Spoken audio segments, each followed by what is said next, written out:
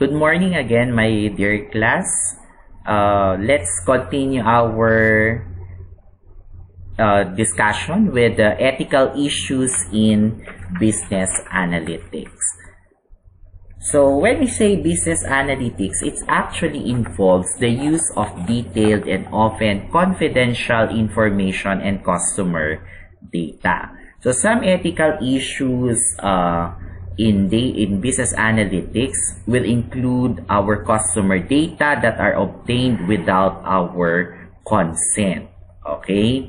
Kaya nga sometimes, there are instances wherein if someone is calling us, sasabihin nila na, may I inform you that our conversation is recorded. So, tinatanong nila kayo. But in others, they are actually getting our personal or consumer data without obtaining our consent. And that is one issue. Another one is privacy and the other one is discrimination. So, alam na natin, explain na natin yung privacy, alam na rin natin kung ano ibig sabihin ng discrimination. Now, there are guidelines for protecting against data abuses. So these are the 9. So we have purpose, specification, data collection processes, data integrity, limitation of use, choice, transparency, access, data security, and accountability. So let's discuss one by one each of the guidelines. So the first one is the purpose of specification. So this is at the point of data collection, the consumer should be presented with a clear statement of the purpose for which the data are being collected. So we have to explain to our customers the purpose of getting the information. Okay?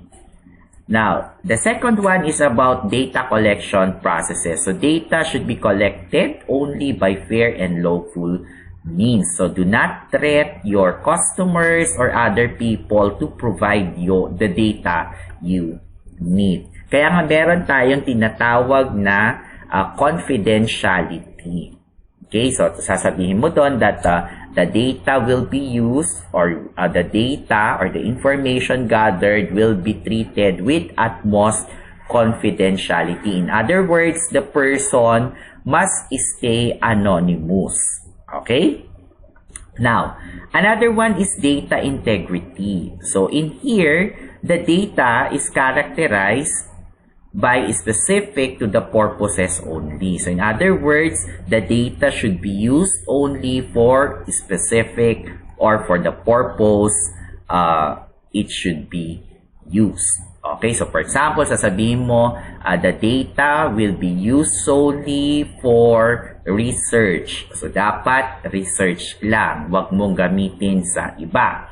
The data should be accurate, complete, and updated. Now, another guideline is the limitation of use. So, data should not be disclosed, sold, made available, or used for purposes other than those specified at the point of collection unless consent is obtained from the consumer. Yes, actually, I'll give you an example.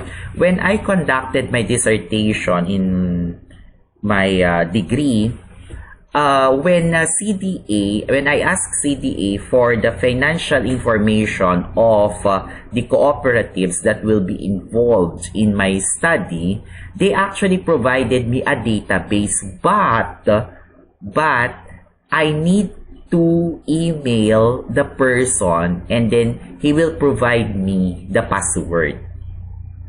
Okay? So, ang ginawa niya, hindi niya binigay yung file sa akin, but he gave me the link, okay, sa Google Form. And then, file protected, or password protected, I should say, yung file. So, anytime, pag sinabi niya, sir, tapos nyo na po ba yung data? So, pag nung sinabi kong tapos na po, sir, then, binago na niya yung password. So, hindi ko na siya ma-open. And that is actually, what they did is to put a limit on the use of the data. Okay? Now, another one is the choice. So, your consumers or our consumers should be allowed to opt in by agreeing that their data may be used for a specific purpose, or opt out by prohibiting the use of their data for that purpose. So, meron tayo as consumers, we should have options whether we allow them to use our data or we prohibit them to use our information or data. Transparency. So, consumers should be informed about the privacy policies and practices of the company with regards to their data. They should have access to the data controller and be informed about the type of data being collected and the use to which the data had been placed. Kaya meron kayong nakikitang privacy statement, okay, dun sa unahan. Now, another one, meron din pag nag-i-install kayo ng applications, may nakalagay doon, do you allow this application to access your photos and blah blah blah and blah blah blah. Okay, pag sinabi mong yes, then you already open, okay, a computer, what do you call this one? Parang communication between your information and the company, okay, who owns the application. Try nyo mag-apply, try nyo mag-upload and mag-install ng application. Tingnan nyo yung unang sasabihin niya or makikita nyong question. Another one is about access. So, consumers should be able to access their data in readable form and challenge the data and have the data erased, corrected, or completed. Ayan. So, dapat meron din tayong options to remove the data that we provided. So, na-change din natin dapat yung data. Then, data security, personal data should be protected against loss, unauthorized access, destruction, use, modification, and even disclosures.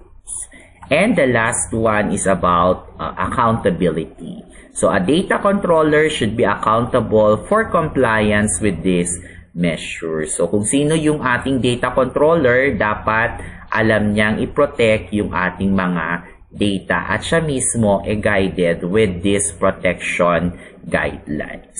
Okay? So, that's all about our ethics or ethical issues in business analytics. In our next video, we're going to discuss now the 5 principles of big data ethics. So, good day and God bless you all.